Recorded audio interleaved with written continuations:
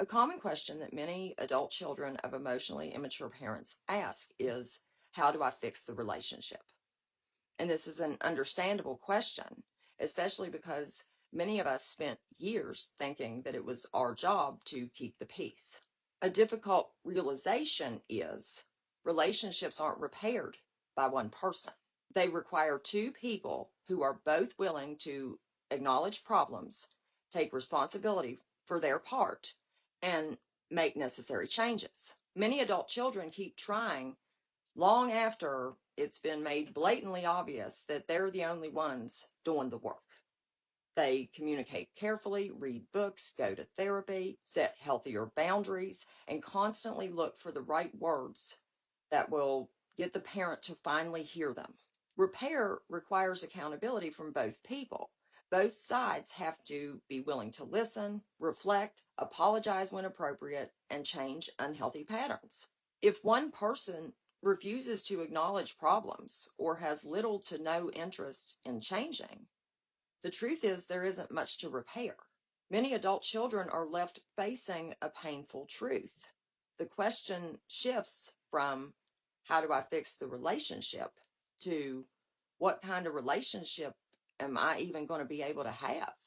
These are very different questions, and the second is based on reality instead of hope. Oftentimes the answer is a close relationship simply isn't possible. If the parent lacks the willingness or capacity to repair, the relationship may need to remain polite, superficial, and limited in order to continue. This isn't giving up. It's adjusting your expectations to what the relationship can actually support instead of continuously wishing it were something else. Every situation is different. Some people decide there's no reason to continue the relationship.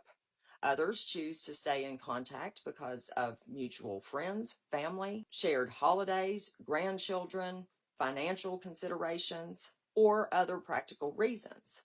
Choosing to keep some form of a relationship doesn't mean that you have to keep chasing emotional closeness that isn't being returned.